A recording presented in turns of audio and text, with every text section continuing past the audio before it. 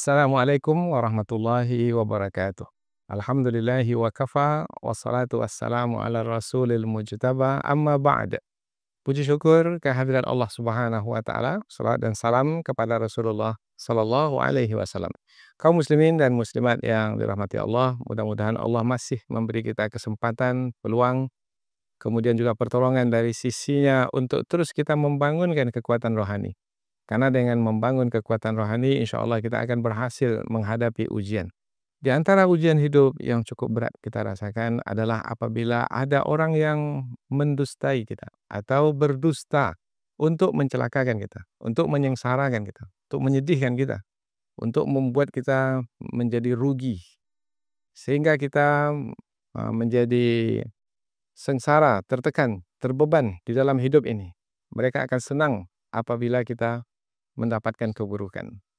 Maka kita terus membangunkan kekuatan rohani untuk dapat menjalani ujian hidup, yaitu dusta dari orang-orang yang mungkin berkeinginan untuk mencelakakan kita. Ini adalah sunnatullah, ketetapan Allah. Ujian yang seperti ini dialami oleh siapa saja, termasuk para nabi dan rasul. Umpamanya Nabi Yakub alaihi salam. Siapalah kita berbanding dengan Nabi Yakub alaihi salam? Dan siapa yang berdusta kepada Nabi Yakub alaihi salam? Anak-anaknya sendiri. Yaitu ketika anak-anaknya membawa pakaian Nabi Yusuf alaihi salam, baju Nabi Yusuf yang berlumuran darah. Waja'u ala qamisihi bidamin kadzib. Mereka datang, anak-anak ini yang membuat Nabi Yusuf bermain-main. Semua kita tahu cerita ini.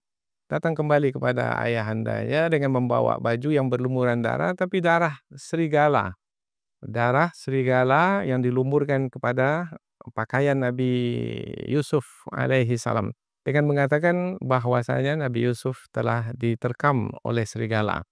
Padahal sebenarnya Nabi Yusuf mereka tinggalkan di dalam perigi, kemudian dibawa oleh kafilah dan dijual di negeri Mesir.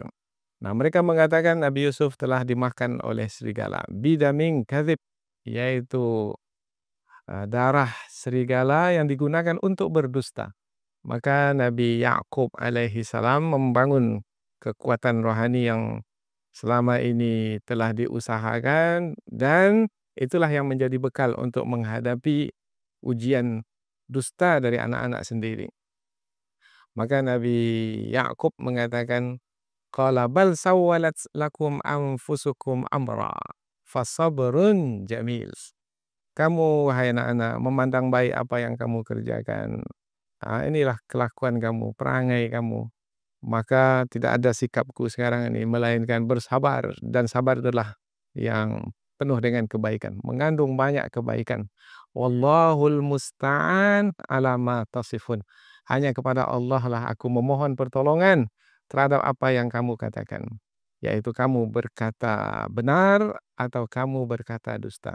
Tetapi keyakinanku bahwasanya kamu berkata dusta.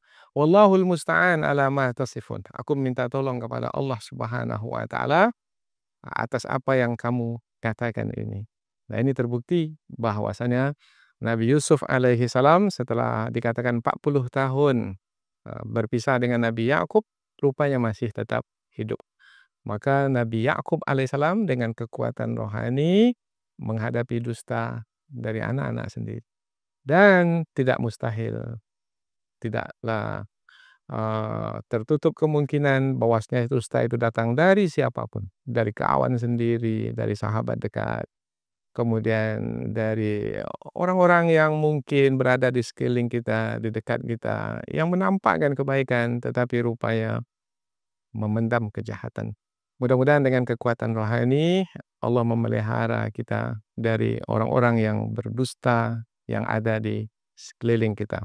Wallahul musta'an ala ma tasifun. Barakallahu fikum. Wassalamualaikum warahmatullahi wabarakatuh.